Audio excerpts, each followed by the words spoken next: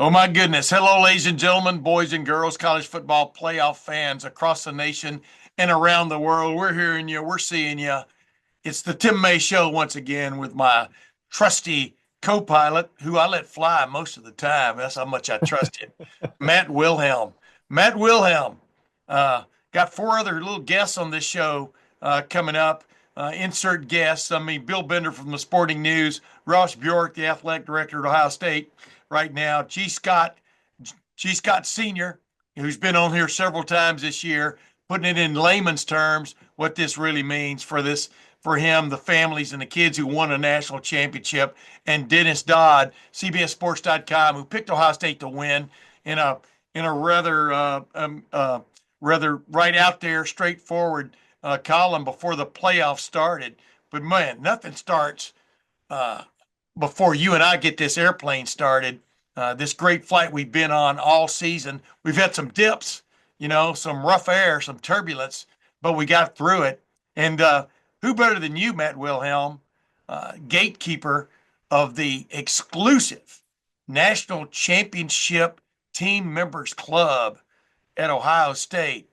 Uh, who better than you to welcome the latest new members to the National Championship Club at The Ohio State University? Yeah, it's an exciting time, and I think I appreciate you giving me those keys to the gate to allow these gentlemen in. But again, a lot of ups and downs, and I think even over the course of these the 4 years, and I'm going to really just kind of talk about those seniors and a lot of those guys that came back, the ups and downs, and in some cases the ups were predicted to be ups, and the downs were the probably unexpected downs for a Yeah. lot of these guys as 4-star, 5 stars coming in a very, very highly touted recruiting class. They expected things to not always be easy, but they expected to beat that team up north almost every year and to win a Big Ten championship almost every year and to win maybe even multiple national championships. But that being said, these guys got it done. I think I am so happy as a former Buckeye. I'm so happy for these seniors. I think even slightly more so happy for Coach Day and his family because talk about a bumpy road. I know you win 70 and you lose 10, and you think, wow, 85.7% winning percentage. What an amazing journey. But it's those 10 that get held over his head. And, those last four, in some cases, that have been held over his head in very, very harsh wear. It's just very satisfying. And I think, you know, Jack Sawyer and JTT and Tyleek and Denzel and I guess Will Howard and just these, Travion, they Mecca came to Buka. Emeka Ibuka, they came to Ohio State with aspirations of accomplishing a lot. Um, they hadn't up to this point. And so for them, it's extremely satisfying to get this win. And I think about this all the time, and I know that you're going to have this one little cutaway, clip with Ross Bjork, and I'll put Will Howard and Seth McLaughlin, and even Caleb Downs and Quinshon Judkins, in the same box. Is Ross Bjork's got to feel like it's easy to win a national championship because Yeah. the day he shows up on the job, or the year he shows up in the job, it's like bang, national championship. And I always just think that not to be long winded, but in the NFL, it's like, man, all I want to do is go to a Super Bowl. I just want to play in one, Yeah. whether I win or lose. And then you have these rookies or a first year coach that leads the team all the way, and it's like, and they get a ring, and you're like, man, I've been doing this for 7 years, and I've never sniffed a Super Bowl. And Yeah. then you walk in and get a ring. So it's just very satisfying for Buckeye Nation. I think that it's, I mean, in some cases, I'm at a loss for words because of what this means. And I think that anyone that considers an asterisk, by this football team and by this victory because of what they didn't do against that team up north and what they didn't do in the Big Ten championship, um, is not fully committed, with their heart and their mind to Buckeye Nation on being a real Ohio State football fan. Yeah. And anybody that puts an asterisk by this, I understand, how much the Michigan game means. I've been covering high state football for 41 seasons. Are you kidding me? But the bottom line is you got to feel like, okay, this team didn't get everything you wanted them to get, but then they had to go the hard way to get the national championship. They had to win an unprecedented 4 games in the postseason to win a national championship. I mean, the first 1968, 2002, team you were on, you only had to win 1 game. I mean, you had to win your Correct. way into being eligible to be one of the 2 teams that people consider for the national championship. But you had to win 1 game. Imagine 4 games of that magnitude. And these games, this was a gauntlet this team ran. I mean, It this was, was. It yeah, was. there was no first round, play-in game team out of Dayton that you had to eviscerate in the opening round. You had to play Tennessee, the third best team in the Southeastern Conference. Then you had to beat the Big Ten champion, and then Yep. you had to beat Texas, the maybe a lot of people thought as good a team as Georgia. I mean, you got beat by Georgia in overtime in the SEC championship game, and then you had to beat Notre Dame. The sweetheart, the Cinderella of the whole tournament, and you got it done. So there is no apologies, I don't think, needed by this team at all. No. Within themselves, they know they don't have a pair of gold pants. I mean, how often you're going to rub that in on them? I'm talking about fans, about their lack of that in their wardrobe chest. But I know that, Matt, you welcome them with open arms to this exclusive club that are national championship team members at Ohio State. Absolutely. And I think the most satisfying graphic that's making its way around social media is all the red lines through the AP, through the AP top 10 of the teams that Ohio State beat to earn this national championship.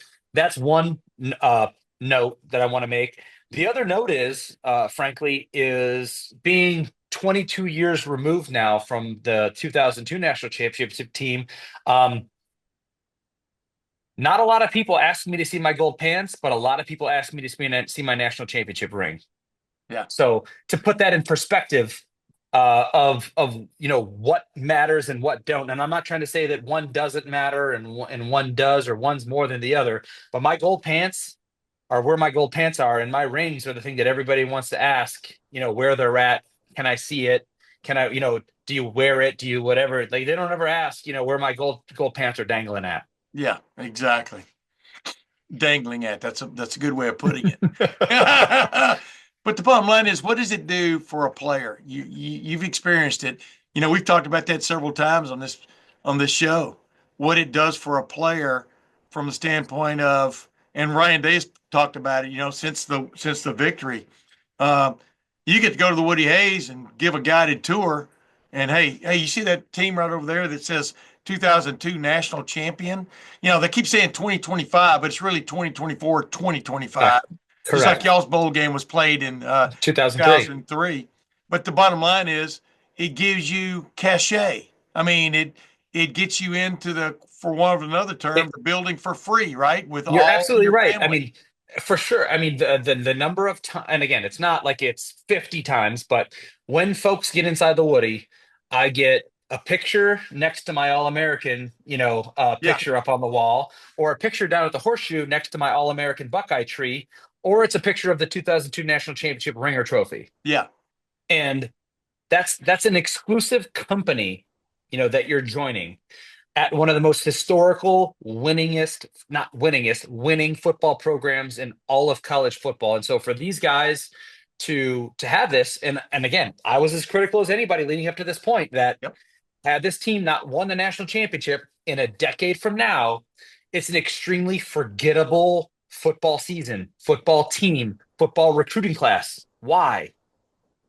They have a bunch of victories, but not the victories that make you legends, in the lore of Ohio State football. yeah. Sorry, I had to lean back. I got goosebumps when you said that because it's accurate as hell. Yes. Uh, and I think they understood that. Just think, this team could have been 13-3, right? And who would have cared? Nobody. Right. Instead, they're 100%. 14-2, and everybody cares. Who knows what monument's going to be built to the memory of Ryan Day and the coaching job he and his staff did after that loss to Michigan. As I told him, in my opinion, it's the best coaching job I've ever seen done at Ohio State over that kind of period but to resurrect a team that almost everyone had given up on and take them to the national championship and to Well, play with at the level that team played at. Go ahead. and one other point that I want to make is no, everything you just said was accurate. But one thing that popped into my head too was this is the culmination of multiple years of not being good enough to get to where we're at to be able to put the ring on your finger and raise that trophy. And what do I mean? That means the firing of a former defensive coordinator and the hiring of Jim Knowles. Yes. Identifying that your defense is not good enough at a championship level for the Ohio State standard. Let's go get our guy. We went, got our guy, and we delivered a top 10 performance in every defensive category known to man this football season in a national championship winning season. Our offensive coordinator, whomever that might have been, not good enough. I go get my old buddy who I used to work for, Chip Kelly, to come in to bring the innovation, to maximize the skill. Also, it takes a humble head football coach to go, I'm going to rescind control of calling these plays and give it to someone else that I trust to drive my offensive car while I sit back and lead, while I sit back and motivate, while I sit back and interject discipline into this football team and fight. And maybe, use my time other places because I trust this man to do right with my toys on offense. And I think that's what encapsulate what Ryan Day has done, not just from Michigan forward, right? Which is what Yes. everybody's going to talk about. I'm going to talk about go back 3 years. Identifying not good enough, Jim Knowles. Identifying not good enough, Chip Kelly. Identifying maybe I'm not the right guy to lead men and also call plays. I'm going to give that to someone else. Yeah. I mean, we see it in the NFL on a weekly basis. These control freaks that have their play cards and they just, their fingerprints are almost, chewing their way through a laminated piece of paper because they just can't give it up. And that's what Ryan Day did. And you look at the result. Yeah. Championship. Yeah. And like you're saying without saying it, being a head coach in college football now is so much more than that. It's so much more than discipline. You're at the head of like a transfer portal. You're at the head of the NIL scheme, Fundraising, all fundraising, all these kind of things that that no way they don't distract from your ability to do what we were just talking about. And why not bring in a guy like Chip Kelly, one of the most recognized offensive innovators in college football, and Jim Knowles, who even changed his own way of doing things, but showed his genius, if that's the right term, about being able to meld his system with the talent he had on hand. And now he's much in demand, as we all know. Hey, we're going to take a little break from you and I talking, and we're going to run in order maybe this group of experts in their own realm, one way or the other.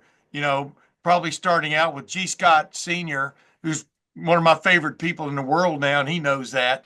The father of G. Scott Jr. is kind of giving us the pulse of this team, even though he lives in Seattle. Talks to his son probably every day. His son was in the middle of the heart and soul of this football team, the spiritual aspect of this team, which played so huge.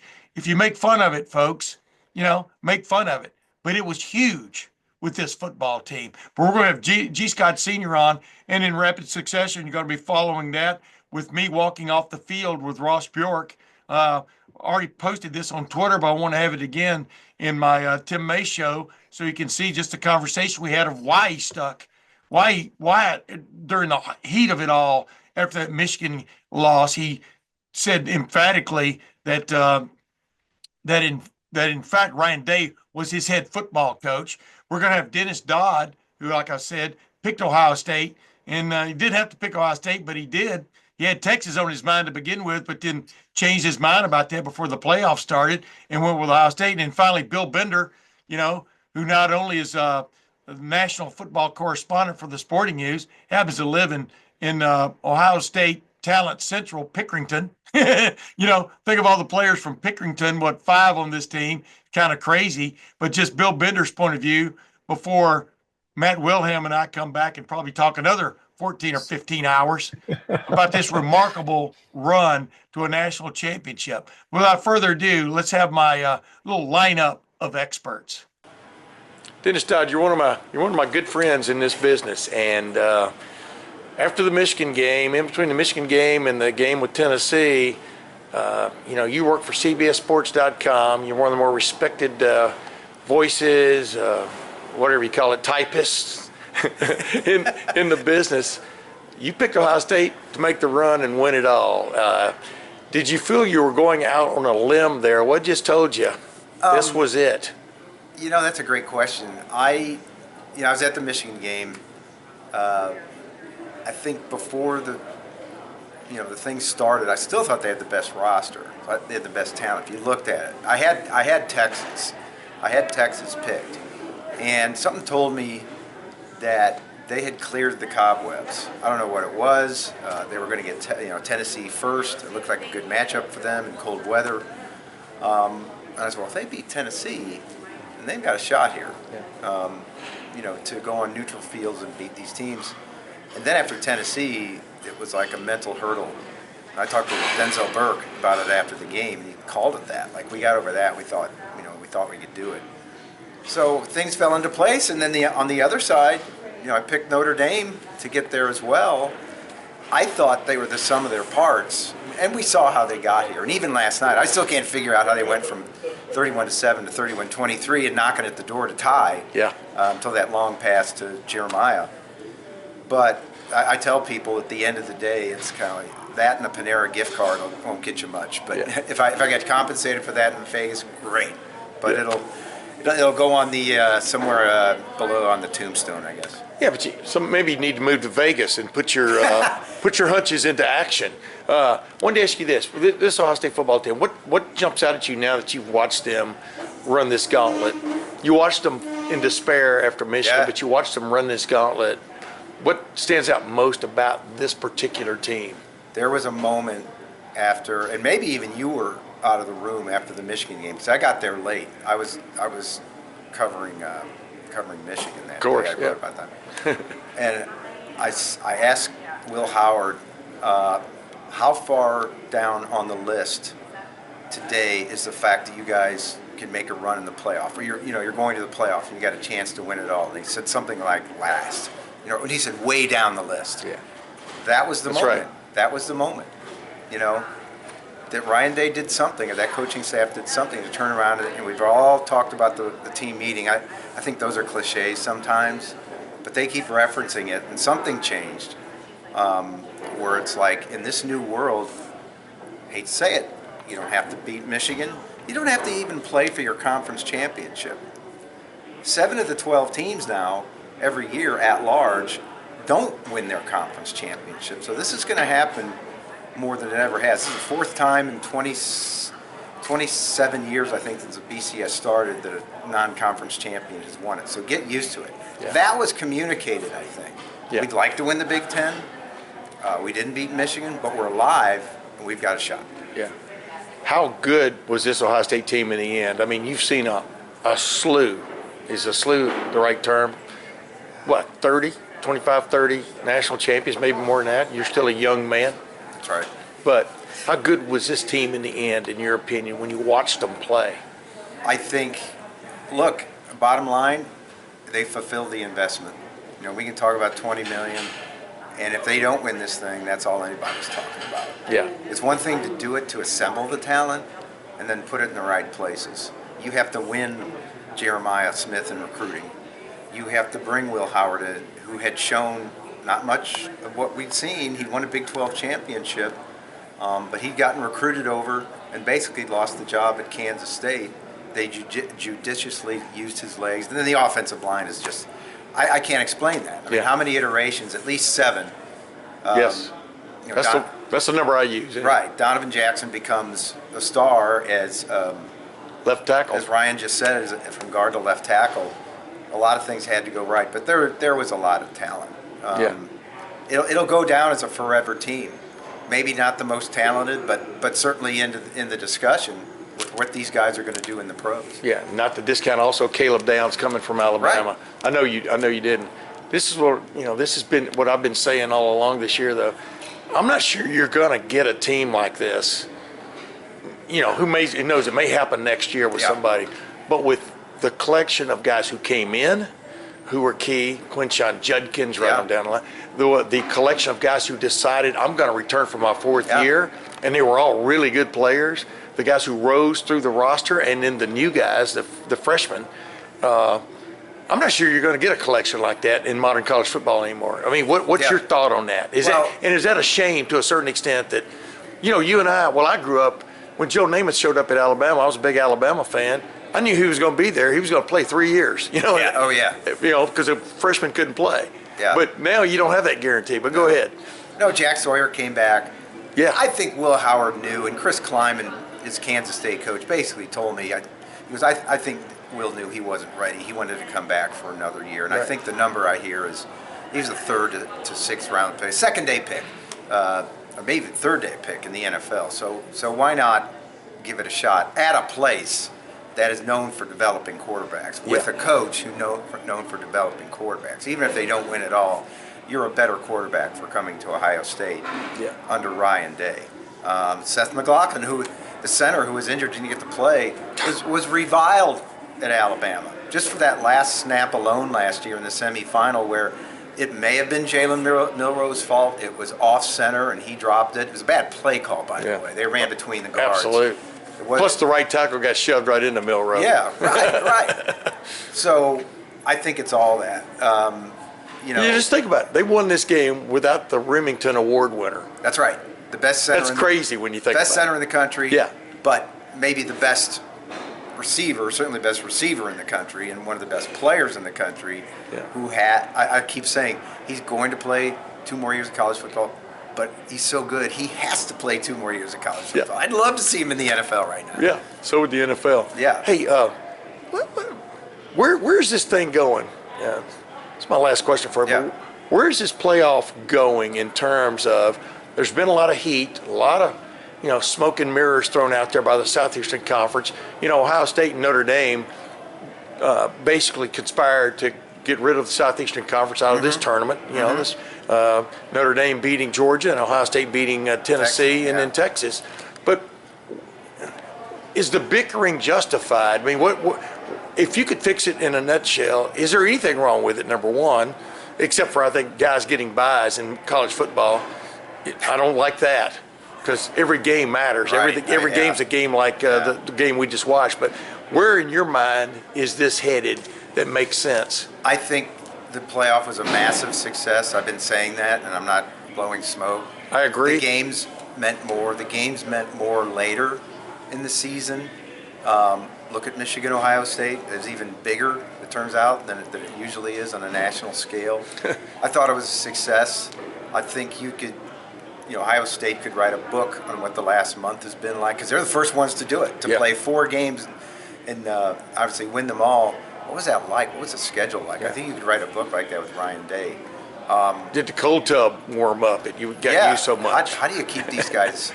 How do you keep these guys fresh? Yeah. And then your second question Well, was, it's just I'm just talking about the seeding and things like that. Is there something that needs to be adjusted in your opinion? I think the seeding is easy. They do something.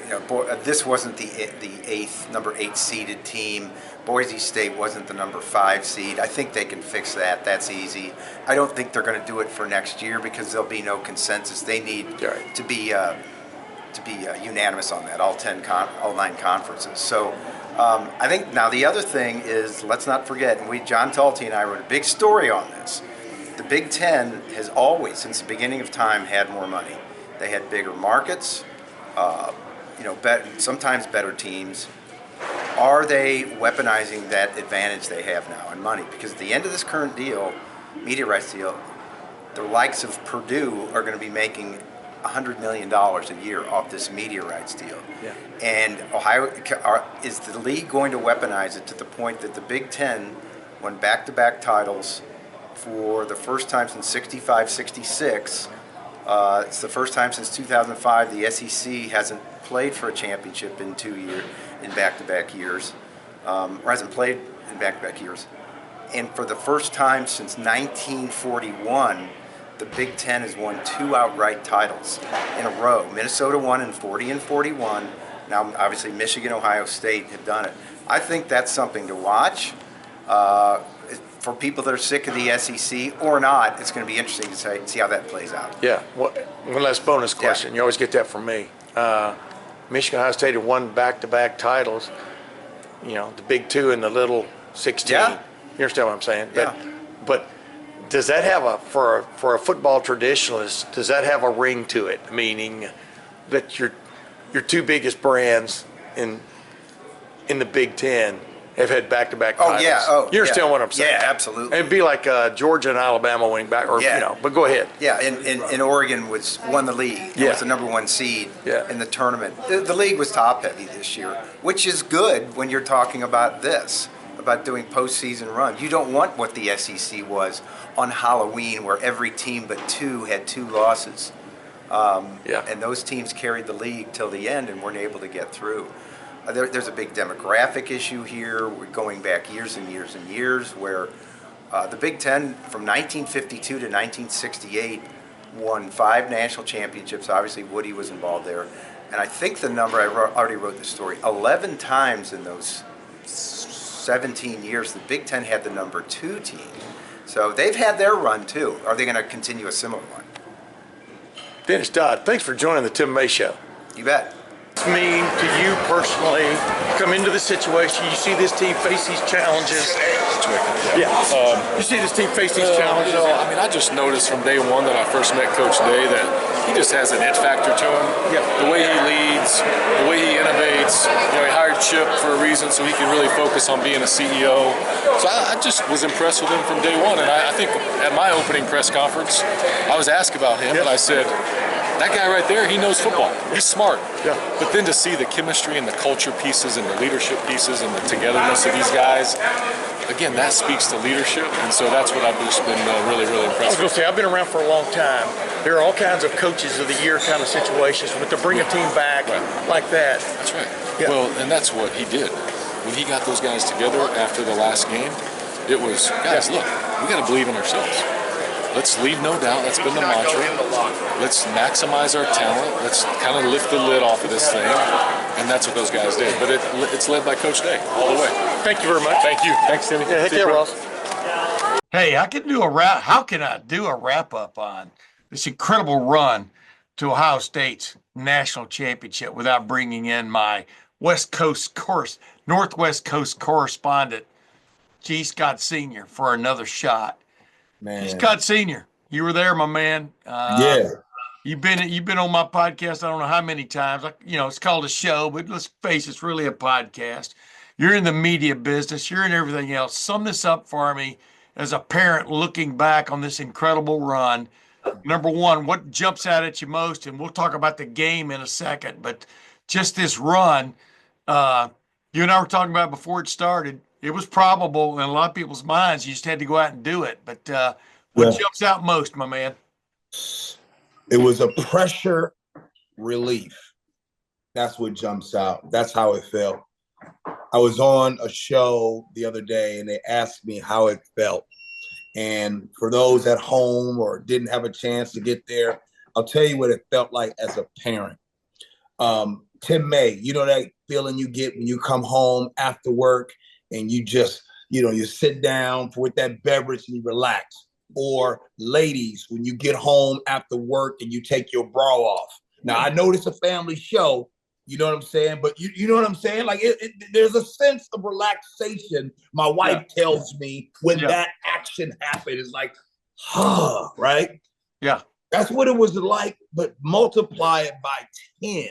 Yeah. It was absolutely incredible, and it just felt great. What them boys did, what those young men did, what Coach Day did, what their coaching staff did was incredible.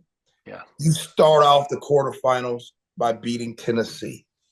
You go to the Rose Bowl and you beat the number 1 team in Oregon. You go down to Dallas and you beat them Texas boys in Dallas. In a Texas home game. You know what I'm saying? I'm with you. You finish off with the final in Atlanta to win it all. It's never been done before. The first time a 12-team playoff happens, the Buckeyes win. The first time a 14 playoff happens in 2014, the Buckeyes win. So it is incredible. It's a beautiful thing. And I'm just glad that this is forever. This is number 9. It's forever. It's for the players. It's for the coaches. It's for the fans. Like, you will forever be able to say that the Ohio State Buckeyes are the 2024 national champions. That's exactly right, G Senior. And the bottom line is, like, at the moment, Ohio State's the only major college football team to win one in the poll era, in the BCS era, in the first 14 college football playoff era, and in the 12-team college football playoff era. That's called trend setting, my man. Yeah, no doubt. Now, I don't know where we're going with this, but I do want to give some credit. And I don't know if you've talked about this yet. I don't know if some of your experts by the way, yeah, you're driving. You can go anywhere you want. You're a grown man. Good. I want to give a shout out to Notre Dame's offensive line. Man, they were good. Yeah. They were good. Like, I'll tell you what, them boys were good. It almost feels like that first drive where they were driving. It feels like, I mean, look, Riley Leonard was fantastic, but that drive took a lot out of him in that first drive, so much so that in the rest of the first quarter, second quarter, he could not make a throw. I don't think Riley Leonard got right because of that first drive until the fourth quarter. Yeah, I agree. I just want to give a shout out to that offensive line. I'd argue that Notre Dame's offensive line was the best that they've seen. They were disciplined. They were strong. They were big. They were getting it done. So I want to give a shout out to Notre Dame's O-line.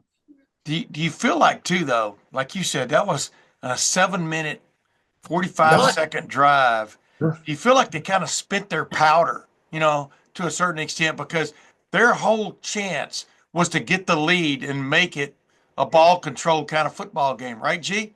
And it worked for, but then Ohio State goes on about a 7-minute drive itself to get its first touchdown. And it just seemed like 8-minute drive to get its first touchdown because they only had one possession in the first quarter and carried over in the second. But my point was, it just seemed like, you hit me with your best punch, and now I hit you with my best punch. And look at this, I got some more. And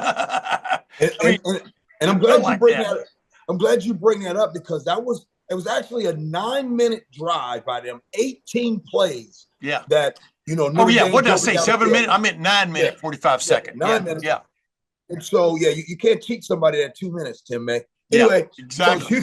So you get to a situation where the Buckeyes get the ball on offense. If the Buckeyes go 3 and out right away, man. Yeah. Now the defense is back on the field. And look, any defense, even though the Buckeyes have the number 1 defense in the country, any defense is tired after a 9-minute drive. Your offense goes on the field, gives you 3 good ones in and out, done, and then you're back on the field again. So that would have been rough. Yeah, that was huge. That counter punch was huge by Ohio State. Ohio State scores on his first 5 possessions, 4 touchdowns and a field goal. I mean, crazy, and takes the lead, takes control of the game.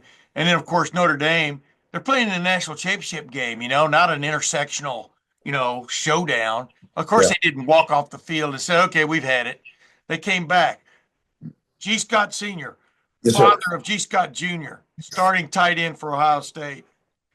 Were you nervous in the fourth quarter? Yes. Yeah. I got nervous. As a matter of fact, I'll go ahead and take you through it. I got nervous, and I think Chip Kelly and that offense set up everybody in the world. I think they set up everybody in the world. First down, second down, right? And then when it's time for third down, I was thinking, all right, they're just going to kind of run this and kind of just go ahead and punt, right? And just let the defense do its thing. The fact, who knew that they was going to Jeremiah Smith with that? The way Jeremiah Smith ran that route, he ran right into the sternum of that DB. and just cut out was impressive. But yeah, in that fourth quarter, look, man, in sports, momentum is a real thing. Oh yeah. I mean, momentum is real, and you can feel it. And I know you saw it, you were there. You can feel that momentum. So in the fourth quarter, there was a bit of time because, look, you get that momentum, you have an opportunity. Now, I tell you what, I'd like to ask Marcus Freeman why he decided to want to kick that field goal. Yeah. I didn't understand that one. I think Marcus Freeman is an excellent coach. And by the way, I think Notre Dame, when you start thinking about top teams in the country, Notre Dame, they're going to be there for a while. We were just talking about this here just recently. They are going to be there for a while. But, since I'm driving a car, I want to talk about a dangerous narrative. And I don't want to call it dangerous. I want to call it an ignorant narrative. It's always but they had a $20 million roster. And so what ends up happening is okay, look, I know I'm biased. I'm Buckeyes. And I'm, maybe somebody listening to this, you would think that I'm not going to say a bad thing at all about the Buckeyes. Well, I don't plan on it now. But, Tim, let's talk about this. This idea that all you have to do is pay $20 million and you will get whatever you need, or pay $25 million. That is the wrong thinking. And if you're going to tell the story about the Buckeyes, make sure you tell that the majority of I think it was 19 of the 22 starters. Yeah. 19 of the 22 starters were recruited by the Ohio State. The culture was built not by NIL, by the standard of being a Buckeye. Yep. So if you think that NIL can just build a culture, you're absolutely wrong. But this narrative of just 20 million, it's 20 million, it's 20 million. It's just the wrong type of thinking. Yeah. You know what's unfortunate? I wonder if Ross Bjork, I meant to ask him this, whether he regrets admitting that. But the great thing, in my opinion, about admitting what it was, the amount of the general roundabout number was, it just let everybody know it was a new era, man. And I mean, we know, you and I both know there are probably several other rosters that were built this past year on money more than that, like Oregon, possibly Georgia, several others, Texas. Everybody knows the number for Ohio State, but like you just said, Caleb Downs almost went to Ohio State the first time around. Caleb Downs left Alabama because his head coach suddenly, without warning anybody, decided to retire. I'm talking about Nick Saban. And of course, Caleb Downs said he really liked the culture at Ohio State during the recruiting process and stuff. That's just an example. And boom, like you just said, he went, hey, where did I feel the most comfortable? I don't feel that comfortable anymore at Alabama based on what just went down. He went to the place where he felt most comfortable. That was Ohio State.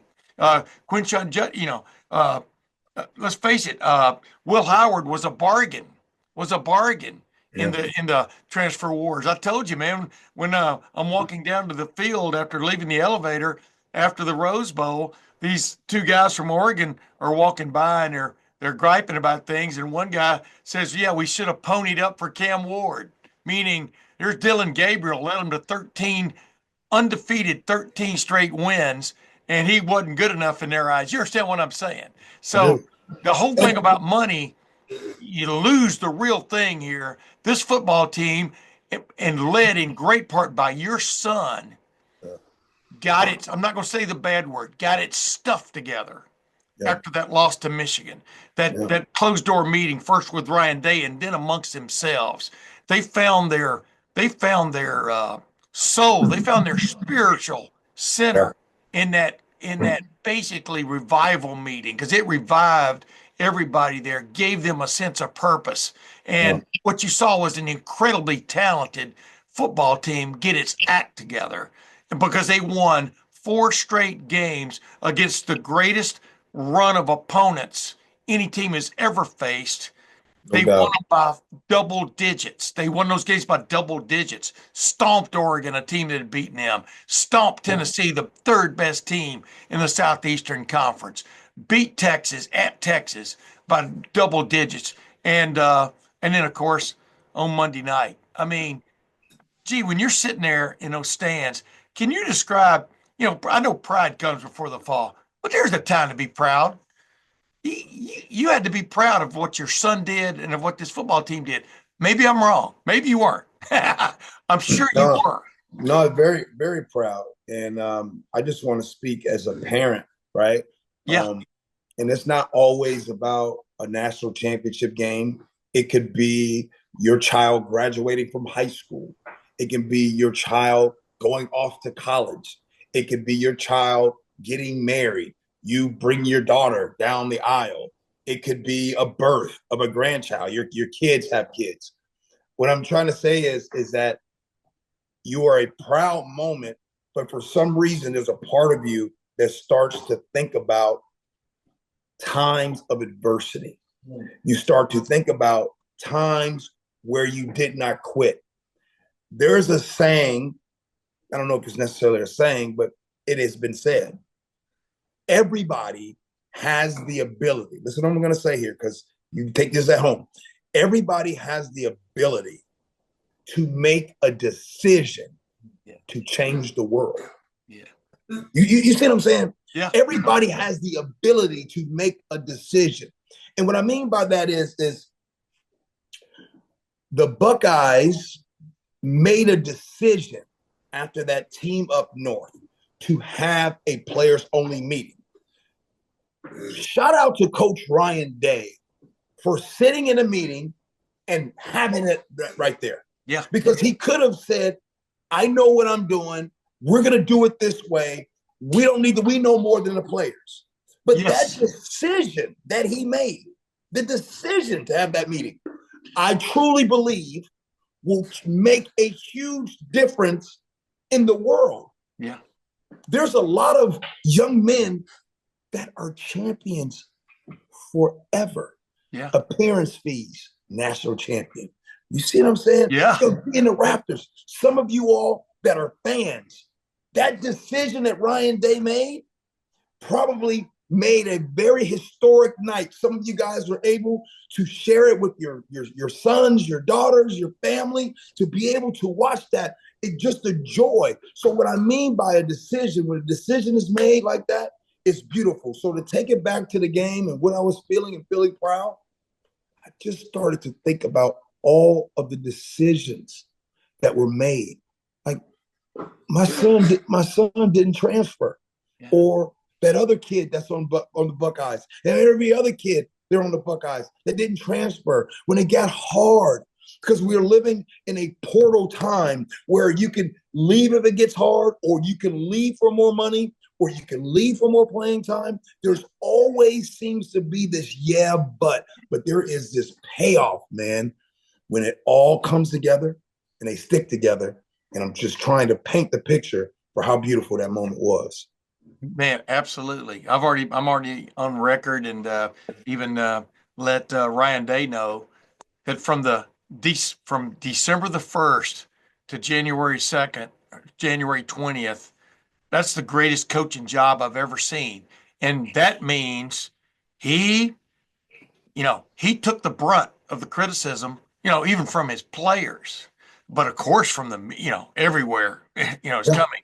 But the point was, he didn't lose his focus. He found a new focus. The new focus was, I'm willing to listen. I'm willing to take the criticism. I'm willing to understand. He knew he had an award-winning orchestra sitting in front of him. How do I get it? How do I reach them? How do I get them to play the right notes? Sometimes you've got a lot of soloists in your band, right? And that's what you had to get to. And you had to get what they thought about the piece of music, not what you thought about the piece of music. And to me, it is a great sign of coaching when you understand, hey, maybe I didn't hit the right buttons this first 12 games. We didn't hit the right buttons. What are we going to do from here on? Because we're too damn good to go down like this. But then you have the maturity on the other side of guys, older players, like you said, the vast majority of the 20 million was spent on keeping that orchestra together of great players who were already there, who Ohio State recruited, as you pointed out. And he let them, in my opinion, he empowered his orchestra. I mean, Yep. he turned ownership. The players also always have to have ownership of a team if it's going to do anything extraordinary. These are grown men, most of these guys. They took ownership, and boom, you saw something extraordinary. I mean, what a symphony. I mean, goodness gracious, my man. Offense, defense, special teams. They didn't miss a note, in my opinion, those last four concerts. I know I'm carrying that analogy all the way out to the string end of it. But that's what I feel about, man. When you saw everybody playing together, wow, it was extraordinary. Maybe I'm too So obtuse here. basically, how long you been doing this? 40-some years? I've been a sports writer for 51, 51. How long you been covering the Buckeyes? 41 That's right. years. So you've been covering 41 years, and 1, 2, 3. There's been 3 Yes, championships that you've got to see. all different.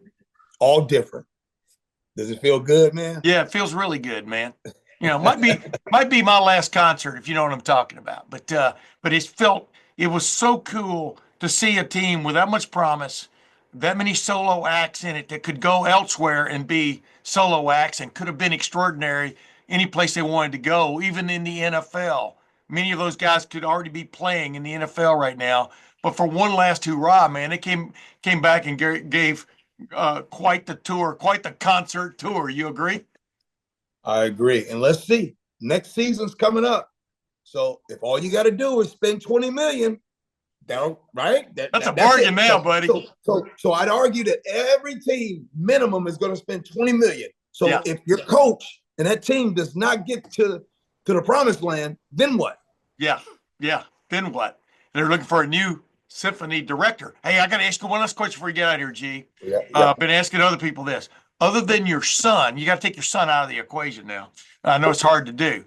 Yeah. Who was the player that, when you look back on this game, when you look back on this team, those last 4 games, especially, who was the linchpin? Who? Will Howard. Will Howard. Yeah. It's not even Will Howard. Yeah. I mean, you got to have that guy, right? Will Howard is that guy. Yeah. For Will Howard to get there in January of 2024, and here we are 1 year later, and the respect and the admiration that his teammates have for him. And by the way, I just want to tell you something. It's not easy to attain. Are you kidding me? No. Them Buckeyes, those dudes are real. Now, and it's not about the type of talent you have. Do you have the work ethic? Do you and will you buy in? The way Will Howard has progressed, February, March, April. And let's be real. If any of you all said, if you went to a practice and you saw Will Howard throw it in April, March of last year, tell the truth now. Yeah. That dude was like, right? Oh, yeah. You see the Will Howard today? You see the Will Howard starting from December 1st until January 20th? Yeah. Will Howard, man. Yeah. Gotcha. Gee, we're going to be talking more, as you well know, because you and I are friends for life. But I really, really appreciate you coming on and giving that inside perspective. I call it inside perspective because you got a son, on the team. And I just can't imagine the joy you're feeling right now for your son. I mean, because your son stuck around, like you said, and he became a very huge factor in the coming around of the 2024-2025 Ohio State Buckeyes and their national championship run. Played a huge role in that. And just because you don't lead the team in catches doesn't mean you don't lead the team in input. And you've got to be really proud of the way he conducted himself and this team did. Am I right? Yes, sir. Very proud and really appreciate coming on with you, man. And Hey, man. Hey, Tim May, I hope you got room for me to still come on. Oh, because, I do, man. When I do come on, Yeah. I am the dad of a national champion. There So, you go. hey. He's got credentials now, ladies and Some gentlemen. He has credentials now, credentials. Hey, thanks, Tim May. Appreciate you, brother. G. Scott Sr., man, appreciate you. Thanks for joining me again. All right, go Bucks. Well, as I promised in the opening, yet another guest star on the Tim May Show, host Ohio State winning the national championship in Atlanta. Bill Bender of the Sporting News, and frequently a guest on the Tim May Show and a resident of Pickerington, lifeblood program for the Ohio State University football team. Bill Bender, welcome back to the Tim May Show. Hey, Tim, thanks for having me on. Appreciate it. And you know why I've got you on, man. I want you to summarize what we just saw in a postseason format, what we just saw in the first extended college football playoff 12-team tournament.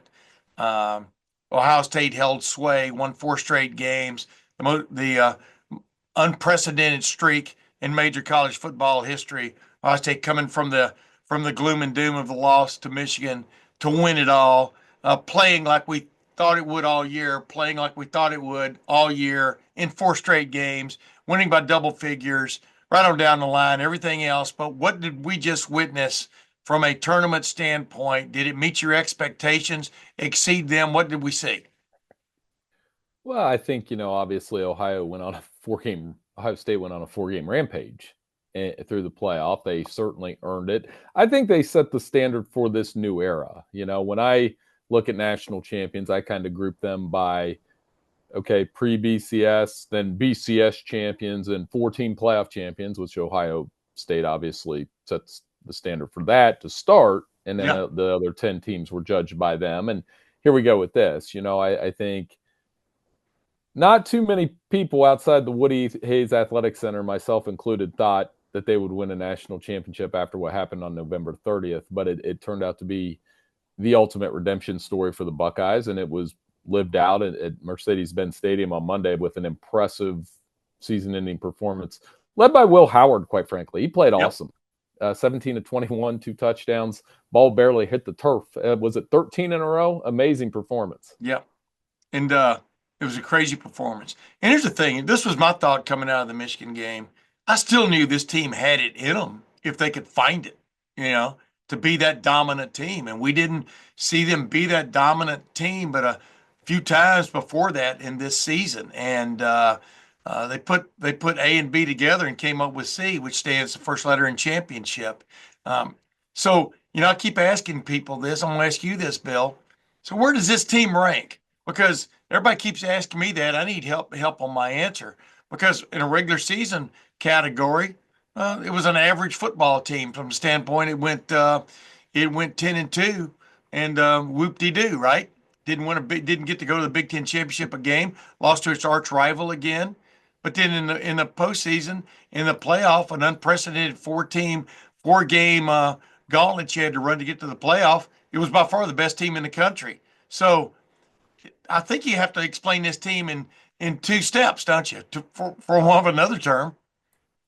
Yeah, I mean, it's hard for me to do that because I think the context is, okay, are they better than Ohio State's 2002 national championship team with Jim Tressel? I don't know. I know that team finished undefeated, didn't have to go through a 4-game playoff, but also beat one of the best teams possible at the end of the road in Miami. And had some of the craziest games you've ever seen to survive and move on. Yeah, a lot of 1-score games. And, Holy Buckeye, the Michigan game was close, all those things. Illinois. Yeah. Is it better than 14 when a team that lost to Virginia Tech early in the season, then loses JT Barrett at the end of the year and ends up going on a heck of a run with Cardale Jones? I don't know. I think one of the things we'll judge this team, and Ryan Day was talking about that afterward, one of the things that history will judge them by is I think they're going to have a ton of NFL players off this roster. I mean, 40, 35, 40, probably. I mean, the entire defense, when all is said and done, is going to play in the NFL. So they're going to get a shot. Yeah. Yeah, they're going to have possibly a record number of NFL players in the draft this year, and then that's not counting like Jeremiah Smith and Caleb Downs and Julian Sayin, whoever, as we get into these guys' future. So an NFL roster on this team, and they played like the best team in the country on Monday night. Where do they rank? I don't know. Ask me like in 3 or 4 years when we've seen a couple of these other teams, what their records are as they go through the 4-team gauntlet. Yeah. Or the 12-team gauntlet. Exactly. I just think it's kind of folly to rank one championship team from another. Like I always tell everybody, maybe the greatest Ohio State defense in history was the 1973 team, right? And it didn't win a national championship. It had the tie with Michigan, but played in the Rose Bowl. You know what I mean? I don't know how you rank from one era to the next, even from one year to the next, because these college football teams change so much, and then the parameters on how you should judge them change. I mean, there's no doubt that in the postseason, Ohio State was the best team in the country. Just look at the schedule it ran: Tennessee, Oregon, the Big Ten champion, and then of course beating Texas, the SEC runner-up, which lost to Georgia in overtime. Before Ohio State got to Notre Dame, the independent, the proud independent, and really, basically control that game except for basically about 15 minutes in the midst of the second half. So I don't know how you rate that compared to the 1968 team, which only played 10 games, won the Rose Bowl. They don't compare in a lot of respects, a 10-game season and an unprecedented 16-game season. Only two teams now played a 16-game season, Ohio State and Notre Dame. So let me ask you this, though. Everybody's doing all kinds of little podcasts. I've been asked different things about different aspects. In my opinion, the guy who really, really made a name for himself in this postseason run, and you touched on it a minute ago, was Will Howard. I mean, at the beginning of the year, was he spectacular? Not really, at least against better opponents, but he was pretty damn good. But I'm telling you, he was the best quarterback in the college football playoff for sure.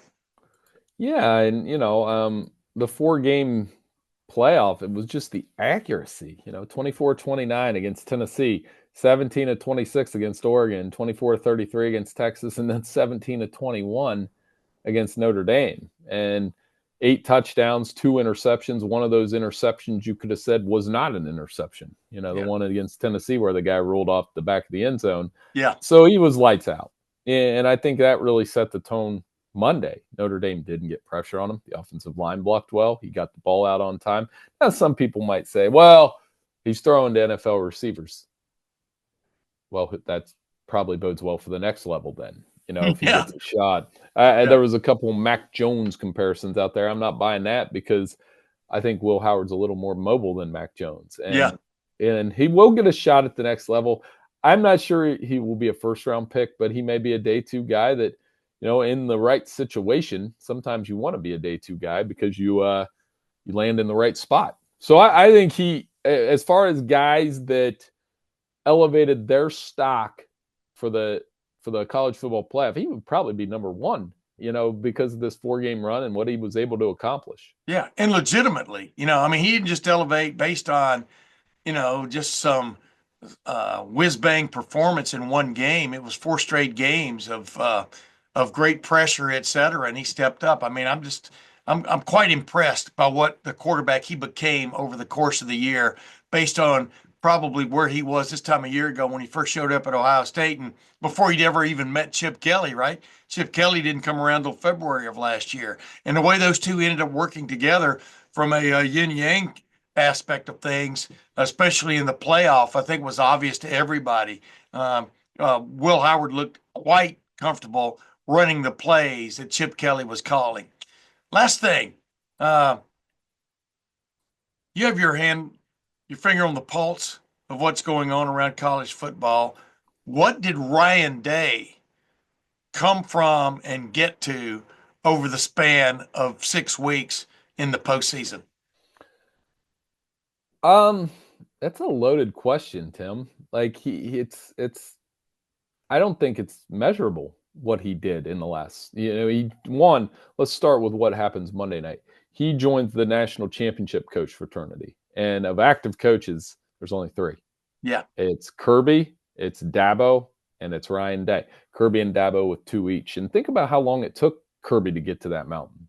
Yep. And Dabo's a little different. I don't think you can compare the Clemson and Ohio State programs. I think Clemson, what he did there is pretty remarkable. Yes. And maintaining it's been the hard part for him over the last few years. So for Ryan Day to win that national title is huge. He joins a fraternity that includes Urban Meyer and Jim Tressel. I got to talk to Jim Tressel on the field. That was pretty cool. Yep. You saw Urban doing TV and kind of looking on. And Urban and Tressel had 1 each. And it's interesting, something you said earlier, I've been thinking about. You and I could come up with a list of a dozen Ohio State teams that didn't win it and were capable of winning it, especially in this format, where you're in the 12-team format. We would have said, man, that 95 team probably wins in a 12-team playoff. Man, that 2015 team, they only had the Michigan State loss. They may have won that year. Yep. You can go on and on. You probably got 5 more you could tell me. 2015. I mean, you may have just said that, but 2015, that was a better team, in my opinion, in 2014. But late lost to Michigan State, and there you go, right? Right. Yeah, you can name a dozen Ohio State teams, like you're saying, that could have been in there. But I wanted to ask you this, from your vantage point, and you were asking questions just like I was, and everybody else was after the game. What do you think came right about this Ohio State football team? What do you think besides the fact of it running the gauntlet of 4 huge wins in the postseason, the first team to ever win the Rose Bowl and the Cotton Bowl in the same postseason? Crazy, right? When you think about it. What do you think came right about this team at the right time? Well, the defense was always there. I don't think the defense came right. I just think Jack Sawyer and JT Tuimoloau got hot off the edge. They were getting more sacks. The defense was the same throughout the playoff as it was. It was even good on November 30th. I think the offense played with a little more aggression. How about that touchdown to Jeremiah Smith in the first quarter? Yeah. Where, the play design on that was, I think, Chip Kelly and Ryan Day just figured out that, hey, we don't have to please anybody. We just got to go out and play with the guys we have. Yep. And when you have 3 NFL receivers and 2 NFL running backs and an NFL quarterback and a decent, an offensive line that figured out who they were after the injuries, just go out and play. And that's what they did. I was most impressed, Tim, that they came out against Notre Dame, scored on the first 3 drives, first 4 drives technically, first 5 drives if you count a field goal. Yeah. So 31 points in 5 drives against a very good Notre Dame defense that didn't have any answer for them. Yeah. Last thing. Both teams had 1 possession in the first quarter, and Ohio State hadn't even finished its first possession by the end of the first quarter. I think both teams had 3 possessions total in the first half. Is that the kind of football we want to see? I mean, what's your take on the kind of football we saw in this 2024/2025 season? Has it gone a little overboard with speeding things up when, in fact, the 3-minute TV timeouts, basically skewer that? But is that the kind of football we want to see? What's your take, Bill? I was okay with the first quarter. I mean, I'm okay with if you can control the clock and in these roles. I like those changes. I don't know, and I know they had to catch up on commercials and they're going to do it anyway, but right. I didn't mind that. Notre Dame was playing keep away. And I think they knew they had to play keep away because they wanted to limit Ohio State's possessions, but you also knew that Riley Leonard had 9 carries on the first drive, and that wasn't sustainable. And eventually Ohio State was going to make them pass a little bit, and it almost worked in reverse. After that first drive, Buckeye defense tightened up. Yeah. They built a 31-7 lead. Riley Leonard made a couple plays in the passing game. But no, I mean, as far as the timing of the game, I'm in favor of that. Game ended, I believe it was around 3 hours and 17 minutes. I'm good with that. We don't need 4-hour college football games. That's just me. But some people might not be in favor of that. But I think we can figure out who's going to win the football game in 3.5 hours. Gotcha. My last question. That I said the other one was my last question, but you always know I have one more. Right. If you could change one thing about college football right now in terms of the postseason, Would you change anything? And if you would, what would it be? Oh, just a couple tweaks. I would seed these teams properly. I think by that, I mean, we talked about that. I would go by your playoff rankings, or the playoff rankings 1 to 12. Ohio State would have been seeded higher. You maybe get that Oregon matchup later in the playoff. I think you could do the first 2 rounds on campus. If you don't want to, that's fine. That's a minor one. I would compress the calendar a little bit. I mean, 7 weeks in the playoff. Although I think these coaches would argue that this is fine because it allows guys to get healthy. Yeah. And for Ohio State, it worked out. You got some running backs a little healthier. Even for Notre Dame, Jeremiah Love had 10 extra days to get ready for the title game, although Ohio State clamped him down pretty good. But that's what I would do. I just think from a interest standpoint, I know the ratings were good. The more you go head to head with the NFL, it's tough. So bump it up a little bit. But other than that, I've been saying all day and all yesterday, Tim, that the 12 team allowed us to tell some different stories. It allowed us to talk about Arizona State and Boise State and, to a certain extent, Notre Dame getting to the title. And did the Blue Bloods get to the final? Yeah, but this Ohio State team was super talented. And I think they set a standard of what you're going to have to do to win in this format is have the competitive. You heard Ryan Day talk about competitive stamina and competitive depth. And this Buckeye team certainly had that. Yeah. And the other thing to ponder also is if it had been a 14 playoff, neither one of the 2 finalists would have been in it. No, which is crazy. Right. Well, not really, right? I mean, and that's what is the game changer. Well, maybe Notre Dame would have sneaked in. Who knows? Go ahead. But I maybe not, and that Northern Illinois loss may have doomed their season. Correct. So this is the new part of it where some people might say, well, then that Michigan game didn't mean anything. Well, in 2 ways it did. It served as the catalyst in some ways for Ohio State. And the other end of it, I was thinking about this today, is like, imagine the excitement around a Michigan-Ohio State playoff game. Yeah. If we ever get one. And we might get one. We might get one next year. You never know. And I think it does, without question, change that regular season game's meaning, because it's not winner takes all or nothing. But Tim, I was also thinking about this. We may have gotten spoiled by that last 3 or 4 with Harbaugh and Ohio State, where it was like, and to the 10-year war to some extent, where every year it was like Big Ten champion comes out of this game. Yeah. It doesn't have to be that way. And Ohio State proved that you don't necessarily have to win that game. Now it's a special case, but I don't know how often that would happen, but in this case, it's not so bad. All I got to say is, Bill, a new day has dawned in college football. And, you can take that double meaning, Ryan Day and the new era. And Ohio State was the first one to figure it out and conquer it, despite its travails of the regular season. It was a tremendous run by Ohio State. Agreed with that, right? Yeah, and we got, like I said, I got to tell some cool stories. The Pickerington angle with Jack Sawyer. I mean, he'll be, when we think about this game 20 years from now and this run, you're going to still picture Jack Sawyer running that ball in the Cotton Bowl. Yes. Texas, and how he represents Pickerington. And I've told that story in here a few times. And how I had a chance to sit in the wild and crazy Atlanta airport yesterday next to the Styles family, who, their boys Sonny and Lorenzo, not too bad. Lorenzo Sr. being a former Buckeye, and he still looks like he can run through somebody. He looks very good, and Laverna was very happy, and it was cool to see them in that moment. And, I think those are the stories I'll remember is, was the atmosphere awesome? Absolutely. Was it too cold in Atlanta for January? Absolutely. I'll remember that. Like going out of my hotel room, like why is the weather bad down here? But did somebody leave the doors open to the Mercedes-Benz Stadium and there was a wind through there when we were trying to do our post-game stuff? Yes. It was cold. It was cold. It wasn't chilly. It was cold. I'm going to remember that. And then, just the atmosphere around that game and the standard it set. And I know that was the first Ohio State national championship I've covered. I was not there in 20 or 14. 20, they obviously lost to Alabama, but was not there in 02. And, for you, I believe that would be number 30.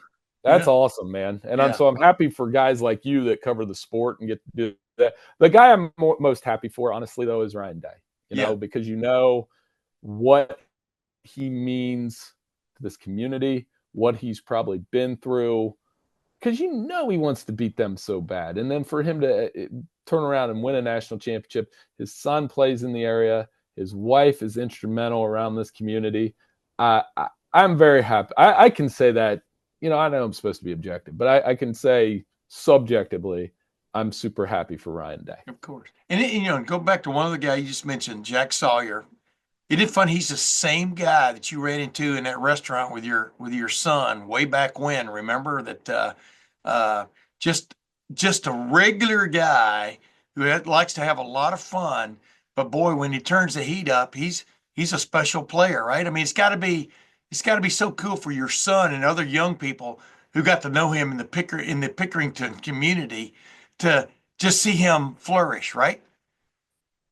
Oh, he's a role model here. I told the story after the Texas game. If you scrolled Facebook, you would see picture after picture after picture after picture of Jack Sawyer, like with his arm around a kid around here. Yeah. And it wasn't just, my son or, all the kids at a football camp. He's that guy. And you've covered this game long enough to spot who the phonies are. Yeah. Right. Like you could get around a player and then 5 years later, you're like, yeah, that doesn't surprise me. But Jack, it won't surprise me if he plays in the NFL for 10 to 15 years and is the same and wins like a Walter Payton Man of the Year award. Yes. I can see it because he's that kind of guy. And he got a lot of attention over the last few weeks and he handled it. You see him signing autographs or signing a football. And, I got a chance to catch up with him a little bit Saturday. And I told him, I was telling him the Facebook thing. He's like, you don't know how much that means to me. And he means it because he comes from a good family,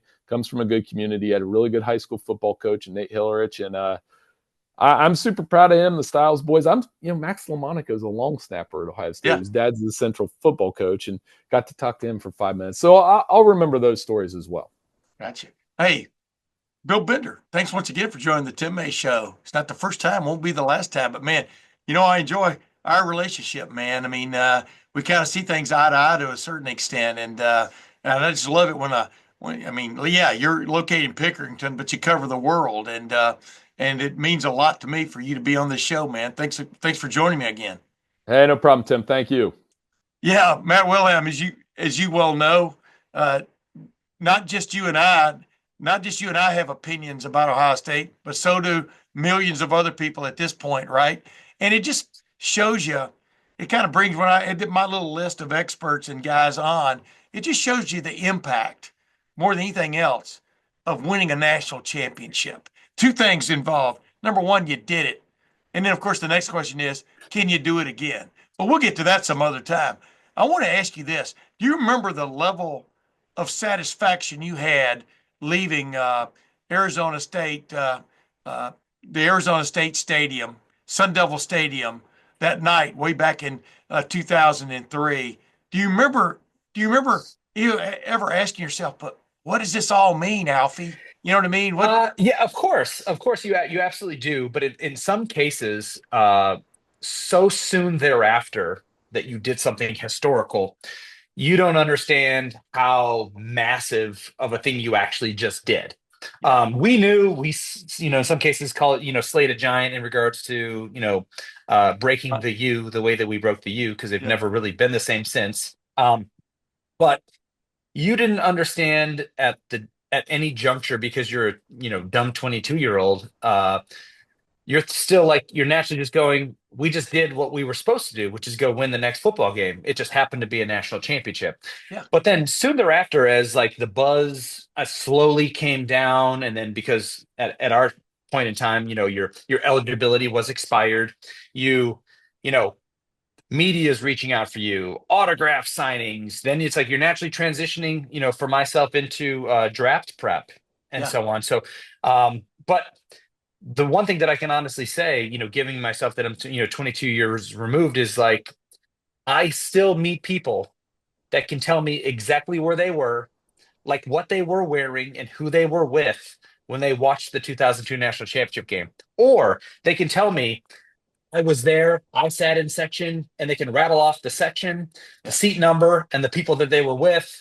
and they just share these moments. And I think that's what's very unique, and why this expanded college football playoff is so special, because this run of hosting a home game, against Tennessee, first time ever, and then playing in multiple bowl games and being the champions of those bowl games, and then Crazy. moving on to win a national championship. And I think what's set up in year one so amazing, and we'd kind of talked about it as a precursor to the actual national championship, was having it be against Notre Dame, like another blue blood historical global brand Yeah. of college football. It couldn't have set up any better for the networks. It couldn't have set up any better for the college football playoff. Now, there may be some tweaks in regards to seeding, but at the end of the day, the two best teams that won 3 football games got to play in the Natty. They survived and they won. And I think, to go back to your point, and this is like about your guess, is like, you got in some cases, G. Scott Sr. and Ross Bjork, you got two proud papas, right? Proud papa of a player and proud papa of a player, or of a program, Yeah. with Ross Bjork overseeing, all of athletics, and, the trust in Ryan Day, that he was the guy. And then you get two outside perspectives. I know that one lives in Columbus, but they have to be semi-neutral National. and that they're national guys, and their eyeballs and their heart and their mind just came back to so good on paper, so great that they're playing this way. And I think, coming out of it, and it's like everybody's saying it, but like, and I think it was Coach Saban, that Michigan loss was the smack in the face. It was the wake up call. It was the ice bucket, on you, to just like, Yeah. what are we, like, almost like, what are we doing? We were sleepwalking, and it woke us up. And I think I think in some cases it woke up the coaches, it woke up the players, and then it goes back to the winner go home mentality of a tournament style breakdown of no bullets left in the gun. Like, we got to go. We got to be aggressive. We got to showcase all these recruits that we get each and every year to our capacity to help us win this thing. And they did it. But there are thousands of major college football players. And I've always, I've been covering sports. I've been a sports writer since I was 19 years old. And Crazy. Sports editor of the Lufkin News when I was 19 years old. And there's always winners, and there's always losers. And, it's just the way the winner can hold his head, right? I mean, for the rest of his life after a game of this magnitude. I mean, I covered one of the great high school football games in history, Lufkin versus John Tyler High School. It was the year after Earl Campbell had left to go to the University of Texas from John Tyler High School in Tyler, Texas. His two twin brothers were playing on that team. And these two brothers, Elric and Delric Brown from Lufkin, imagine two Ted Ginn Juniors. That's the athletic ability these guys had. Super sprinters, super speed guys. My man, there were 5 Southwest Conference head coaches in the press box at Lufkin Stadium that night. And you understand what I'm saying? Of and course. One team won. John Tyler won 7-0. But it was one of the great defensive football games, just football games you've ever seen. And I remember that almost as well as I remember what happened, in Atlanta the other night. And I think it's an honor just to get to that realm where so many people give a damn about the result of your football game. And it's a shame that one team is heralded and the other one becomes almost forgotten. But does it? You know what I mean? No, 100%. And I think that with this expanded playoff, I think, and I've heard, Joel Klatt mention, the construction of the Ohio State roster. Everybody wants to talk about the $20 million or whatever it is, but yet it's not the most in college football. So then why is it even talked about, right? Right. And I think more so than anything, what Ohio State did, and this is, again, I'm kind of stealing Joel Klatt's thunder in regards to this take, is if it's $20 million that was paid towards this roster, 15 of it were paid to guys that were recruited as Buckeyes. Correct. And five to go get Will Howard and Caleb Downs and Seth McLaughlin and Quinshon Johnson. And I'm just speculating those numbers, but to fill in those gaps. Yeah. And so I think what this year's national championship does for college football is it creates a template that you got to have culture. You've got to have homegrown. You've got to have high school recruits being developed in that program to have a passion, especially for guys that are not from the state that they're playing in, for their university. And then you go fill in the gaps through the portal. Like, you can't just go buy. You can't do the Yankees thing. You just can't go buy a national championship. You can't. Yeah. College football, they're still teenagers to early 20s. They're not professionals yet. So we can't treat them like that. So I think Ohio State created the template. I think what this does for Marcus Freeman and Notre Dame, to your point about the team that kind of becomes forgotten, is, Notre Dame on the recruiting trail, says, okay, if Ohio State can go win a national championship with that type of talent, we've got to go find that talent and get them in a Notre Dame uniform. Of course, but then you look at the schools, and these schools that are, I'll cut the blue bloods +5, that actually have a legitimate chance to go win a national championship, at the start of the season. They're going to go out and not just go buy a roster to go try to win a national championship, because at some point, character and discipline and fight have evaded them because they're not battle tested. And I think that's what's unique about this group, both spiritually and conceptually, like that they've been together. They actually like each other. There's that brotherhood. It's not just, hey, make fast friends, let's go win a natty. That's easy to say when you interject just Caleb Downs on defense, right? Or, Quinshon Junkins as a second running back. He wasn't the lead guy, right? So it's unique, and I think it gives Notre Dame an opportunity to go, okay, if we want to be back in this spot, this is what we have to look like to go win a natty. I think, and Texas and Georgia and anybody else that wants to compete for a national championship year in, year out, this template of still recruiting the kids that you want to come be developed in your program, and then fill in the gaps via NIL the way that Ohio State did this season. I told you when I came out of the Rose Bowl and came down the elevator to go down to the field for the last few minutes of the Rose Bowl, and then for interviews after the game, these couple of Oregon fans walked by, and I could hear one guy say to the other one, we should have ponied up for Cam Ward, meaning the quarterback who ended up going from Washington State to Miami. And of course, Dylan Gabriel had come from Oklahoma, where he was a star, to Oregon, and led them to 13-0 regular season, #1 ranking in the country. But in the national quarterfinals, which was the Rose Bowl, they're blaming him for the loss. Of course. And so fans in this new era, some fans are going to have that kind of mentality that you can just go out and buy a guy and he's going to fit. Meanwhile, this is what I wanted to end this on. I wanted to end this on a discussion. Will Howard was not the most sought after quarterback in the transfer portal, but Ryan Day immediately identified something about Will Howard he really liked. Will Howard was not, well, you would not have considered him a great passer based on stats, et cetera, coming from Kansas State. But Ryan, they saw something about this guy. He also saw the fact he had a lot of grit about him, which and he had the running capability to keep drives alive. And there was, if you had a complaint about Kyle McCord, his fire just didn't seem to be there on some occasions. That's not knocking him. Some guys are just quiet assassins, right? And then his running ability, hardly ever tapped that, if at all. And so he went out and got the guy. And then he and Chip Kelly and those Ohio State coaches, you got guys that can work with players now throughout the system. They developed him in the most accurate passer in Ohio State single season history. I mean, on top of all these other qualities he had, what a great young man. What a great young man to talk to. What a leader. But then on top of that, he became a great passer. And correct. Just talk to me about what you saw, because we had some not doubts about him, but we had critiques about him early in the season on the Tim May show, if you remember correctly. But man, he developed into the guy.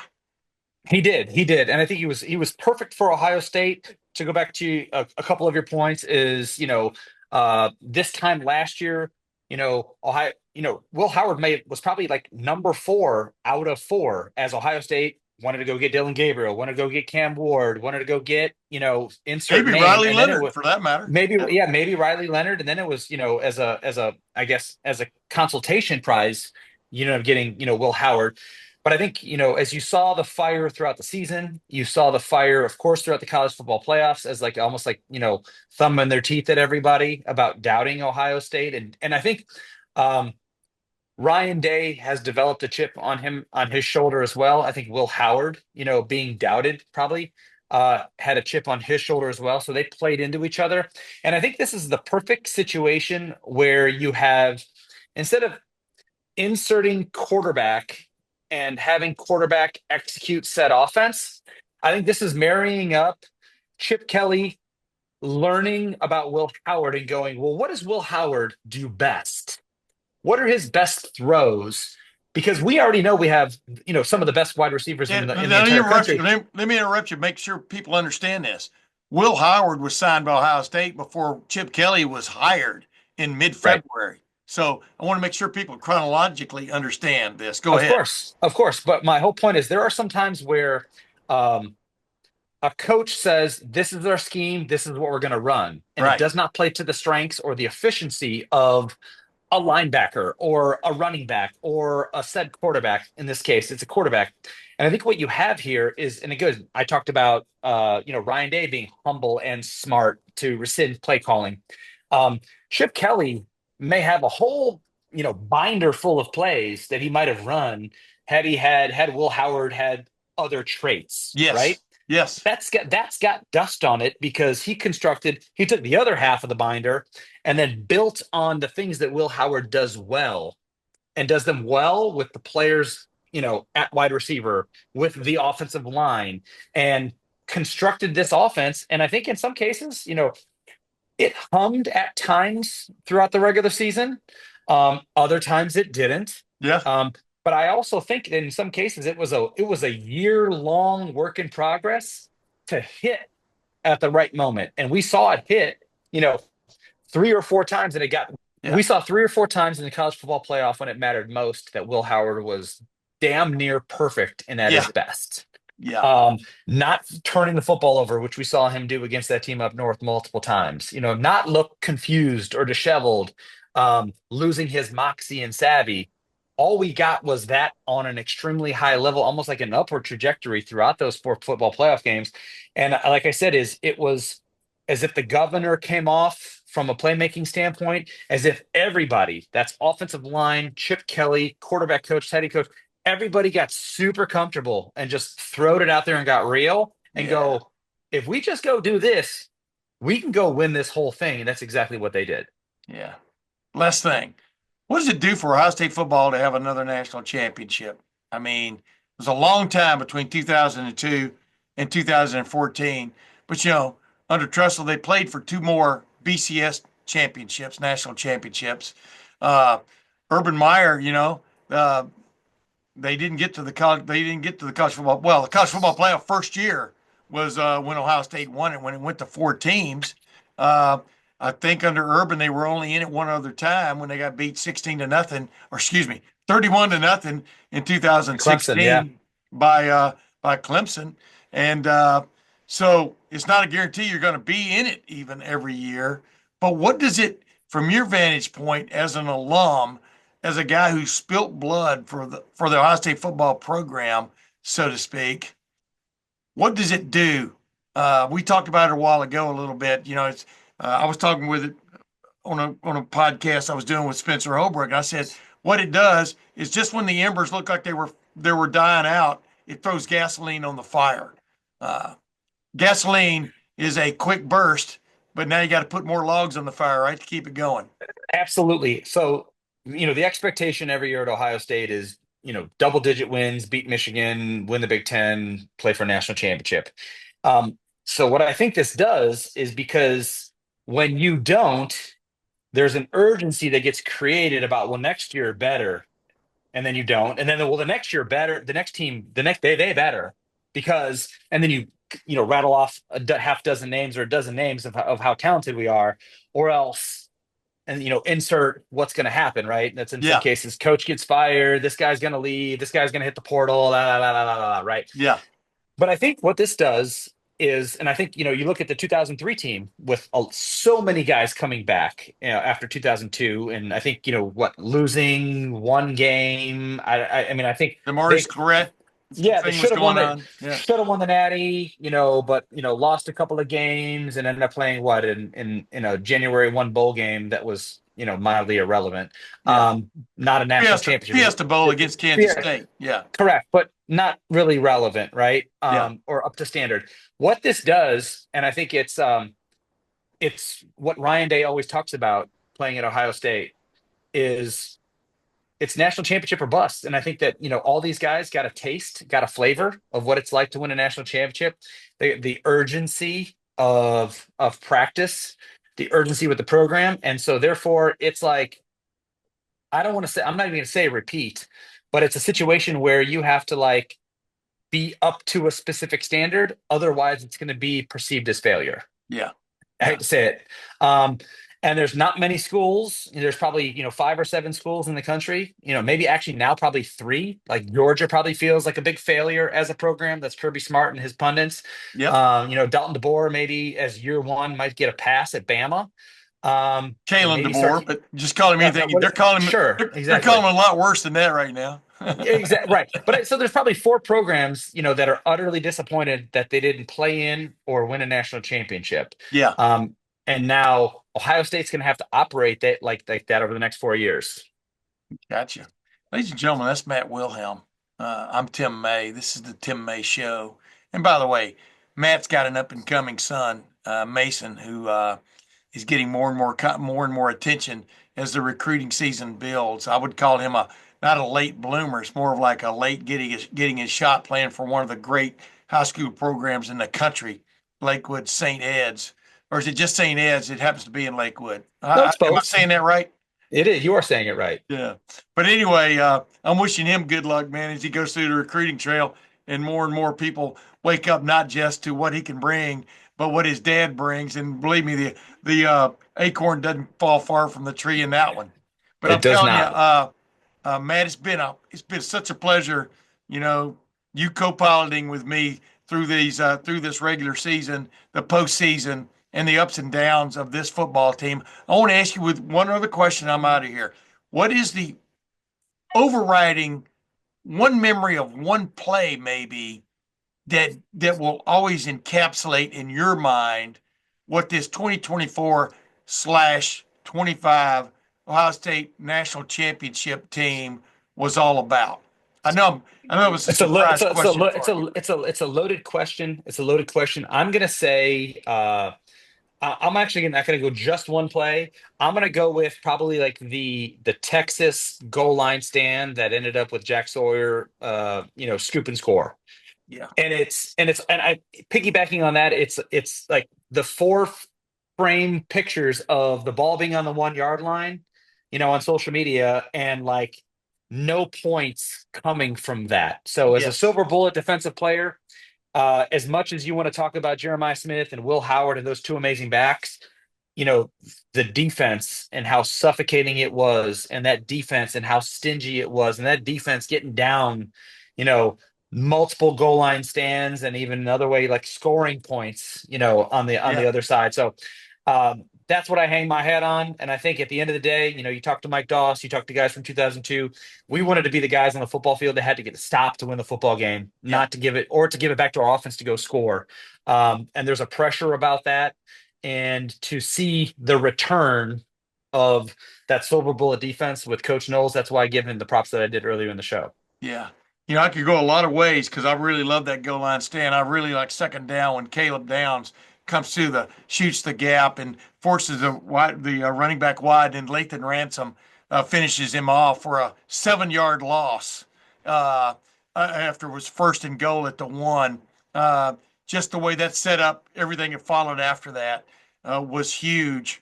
As I call them, the sidewinder safeties coming off the rails of the F-16 defense that Jim Knowles built. But I liked the third down, 3rd and 11, drop back.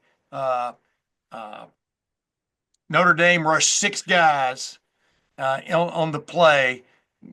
Will Howard stood there with great great cool, and delivered a little, I call it smudge inside fade route to Jeremiah Smith, by far the great freshman of the season in major college football, not just Ohio State.